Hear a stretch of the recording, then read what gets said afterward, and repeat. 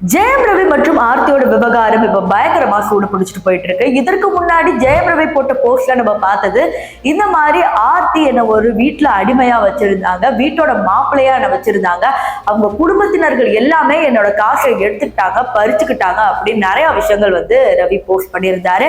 இதுக்கப்புறம் பாத்தீங்கன்னா ஆர்த்தியோட அம்மா அவர்கள் தனியாவே என்ன சொல்லியிருந்தாங்கன்னா, அவர் சொல்ற அத்தனை குற்றச்சாட்டுகளுக்கும் என்ன எவிடன்ஸ் இருக்குன்னு சப்மிட் பண்ணிட்டு பேச சொல்லுங்க அப்படிங்கிற மாதிரி அவர்களும் சொல்லியிருந்தாங்க. அதுக்கப்புறம் இந்த விவகாரத்துல எந்த ஒரு பெரிய பிரச்சனையும் காணப்படலை, எந்த ஒரு பேசும் பொருளாவும் மாறப்படலை அப்படிங்கிறது நம்ம எல்லாருக்கும் தெரியும். இப்ப கொஞ்ச நேரத்துக்கு முன்னாடி ஆர்த்தி ரவி ஒரு போஸ்ட் போட்டிருக்காங்க, அதுதான் சமூக வலைத்தளங்களில வேகமா பரவுது. இவ்வளவு நாள் கெனிஷாவை பத்தி எதையும் பேசாத ஆர்த்தி இன்னைக்கு கெனிஷாவை பத்தி மனம் திறந்து பேசியிருக்காங்க. சோ அது என்ன, மேலும் மேலும் குற்றச்சாட்டுகள் என்ன இவங்க வச்சிருக்காங்க அப்படி தெரிஞ்சுக்கணும்னா இந்த வீடியோ ஃபுல்லா பார்க்கணும். சோ வாங்க வீடியோக்குள்ள போகலாம். ஜெயம் ரவி மற்றும் ஆர்த்தி ரவிக்கு கல்யாணமாகி பல வருடங்கள் ஆகுது. ரீசெண்டா இந்த ஒரு வருடமாக தான் நமக்கு நல்லாவே தெரியும் கெனிஷா வந்ததும் போனதும், அதுக்கப்புறம் ஜெயம் ரவி அங்கங்க ஸ்பாட் ஆனதும் நம்ம எல்லாருக்குமே நல்லாவே தெரியும்.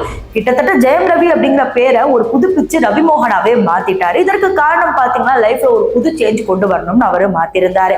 அதுக்கப்புறம் தான் ஆர்த்தி ரவி ஒரு போஸ்ட் போட, ஜெயம் ரவி ஒரு போஸ்ட் போட, ஆர்த்தியோட அம்மா ஒரு விஷயத்த சொல்லன்றது இந்த விஷயம் பரபரப்பாவே போயிட்டு இருந்தது. இப்ப ஆர்த்தி ரவி என்ன சொல்ல போறாங்க அப்படிங்கறத நம்ம பேச போறோம். அதாவது ஸ்டார்டிங்ல என்ன சொல்லியிருக்காங்கன்னா, என்னோட கௌரவத்தை காப்பாத்திக்கிறதுக்காக இந்த நான் போஸ்ட போடுறேன். அதாவது ஊடக நண்பர்களுக்கும் என்னை சப்போர்ட் பண்றவங்களுக்கும் என் குடும்பத்தினர்களுக்கும் நான் சொல்ல போவது, அதாவது அன்னைக்கு டிவோர்ஸ் ஆகிறதுக்கு ஒரு நாள் முன்னாடி கூட எல்லாரும் எப்படி இருக்காங்களோ, எல்லா கப்பல்ஸும் அப்படி லவ்வபிளா சண்டை போட்டு அப்பப்ப என்னென்ன கருத்து வேறுபாடு இருக்கோ அதே மாதிரிதான் எங்களுக்குள்ளேயும் இருக்கும்.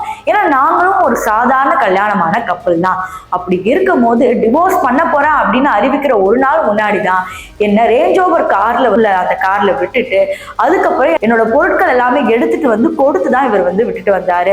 அதாவது அம்மா வீட்டுல விடும் போது எனக்கு தேவையான பொருட்கள் என்னவென்று எடுத்துக்கொண்டுதான் என்னை விட்டாரே தவிர என்னை பிரிவதற்காக எந்த ஒரு முடிவும் இவர் எடுக்கவே இல்லை. அந்த நொடி வர ஆக்சுவலி இது எல்லாமே திட்டமிட்ட சதி அப்படிங்கிற மாதிரி அவங்க மென்ஷன் பண்ணியிருக்காங்க. டிவோர்ஸ் பண்ண போறது முன்கூட்டியே எனக்கு தெரியாது, அதனாலதான் போஸ்ட்லயே அவங்க சொல்லியிருப்பாங்க, நான் பல தடவை ஜெயம் ரவியை கான்டாக்ட் பண்ண நினைத்த போதும் என்னால கான்டாக்ட் பண்ண முடியல, அவர் ஏன் இந்த முடிவு எடுத்தாரு இப்ப வரைக்கும் தெரியல அப்படிங்கிற மாதிரி முதல் போஸ்ட்லயே சொல்லியிருப்பாங்க. இப்ப அதை தான் நினைவு கூர்ந்து இந்த போஸ்ட்லயும் சொல்லியிருக்காங்க. அதுக்கப்புறம் மகன்கள் மேல மிகவும் பாசமா இருக்கிற இந்த ரவி அப்பா தான் மகன்களுக்கு பெரிய ஆக்சிடென்ட் நடக்கும் போது என்னன்னு கூட பார்க்கல. அதாவது அன்னைக்கு கடவுள் புண்ணியத்துல நாங்க தப்பிச்சிட்டோம், ஆனா இவரு வெளிநாட்டுல கான்டாக்ட் பண்ண முடியாத தூரத்துல இருந்தாரு அப்படிங்கிறது எனக்கும் நல்லா தெரியும். இருந்தாலும் இங்க ரெண்டு பசங்களுக்கு முடியாம இருக்கு, இவர் பார்க்கணும்னு நினைக்கவே இல்லை.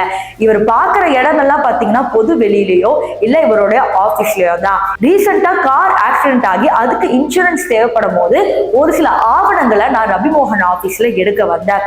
அந்த ஆபீஸ்ல என்னுடைய பங்கும் ரொம்ப முக்கியமான பங்கு.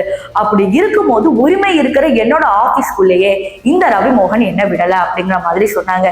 இப்ப கெனிஷா பத்தி அவங்க என்ன பேசியிருக்காங்கன்றத பார்ப்போம். அதாவது இவர் யார் தன்னோட வாழ்க்கையில ஒளியை கொண்டு வந்தாங்கன்னு சொல்றாங்களோ அந்த பொண்ணு தான் எங்களுடைய வாழ்க்கையில இருளை கொண்டு வந்தது அப்படிங்கிற மாதிரி சொல்லி ஒரு பரபரப்பான பேச்சை கொடுத்திருக்காங்க. இதையும் தாண்டி டிவோர்ஸ் பண்ண போறதுக்கு முன்னாடியே இவங்க இரண்டு பேருக்கு தொடர்பு உள்ளது அப்படிங்கிற மாதிரி சொல்லியிருக்காங்க.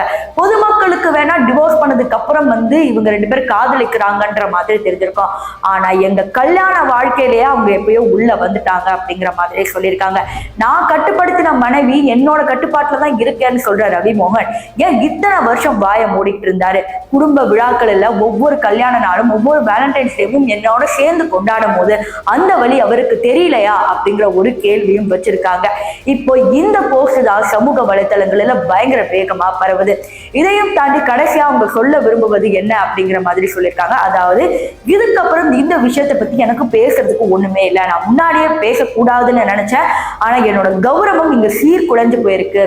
அவருக்காக என்னோட பட்டப்படிப்பு நான் ஃபாரின்ல படிச்சு நான் எவ்வளவோ மேல முன்னேறி வந்திருக்கணும், ஆனா அவர் நடிக்கிறாரு அப்படிங்கிறதுக்காக என்னோட ஆசை, கனவு, லட்சியம் எல்லாத்தையும் விட்டு அவர் ஒருவருன்னு நம்பி நான் வந்தேன். ஆனா அவர் வந்து என்னை துச்சமா மதிச்சு இன்னைக்கு வந்து என்னையே வந்து ரொம்ப கேவலமா பேசுறாங்க அப்படிங்கிற மாதிரி வருத்தத்துடனும் சொல்லியிருக்காங்க. இதையும் தாண்டி வேற என்ன அவங்க ஃபைனலா சொல்லியிருந்தாங்கன்னா, மாமியார் வீட்டுல இவ்வளவு நாள் இருந்தேன், என்னை வந்து வீட்டோட மாப்பிள்ளையாவே வச்சிருந்தாங்க அப்படிங்கிற மாதிரி சொன்னாங்க. ஆனா உண்மை என்னன்னா, கொரோனா காலகட்டத்துல வீடு மாறும் போது அங்க ஒரு வாரம் இருந்தோமே தவிர மிச்சபடி ஜெயம் ரவி கட்டின சொந்த வீட்டுல தான் நாங்க 2 பேரும் இவ்வளவு நாள் வாழ்ந்துட்டு வந்தோம். அதையும் தாண்டி வேற ஒரு இடத்துல ஆழ்வார்பேட்டில் ஒரு வீடு இருக்கு, அங்கேயும் நாங்க வாழ்ந்துட்டு வந்தோமே தவிர இந்த மாதிரி இவர் சொல்ற கூற்றுகளுக்கு எந்த ஒரு எவிடன்ஸுமே, எந்த ஒரு விஷயம், ஒரு எக்ஸாம்பிள் கூட அவர் எடுத்து சொல்ல முடியாது. இது எல்லாமே வந்து ஒரு வெற்று கூற்றுகள் அப்படின்ற மாதிரி எடுத்துக்கலாம் அப்படிங்கிற மாதிரி சொல்லியிருக்காங்க. இந்த ஆர்த்தி ரவி ஜெயம் ரவி விவகாரத்துல நீங்க என்ன நினைக்கிறீங்க அப்படிங்கறத கமெண்ட் செக்ஷன்ல சொல்லுங்க.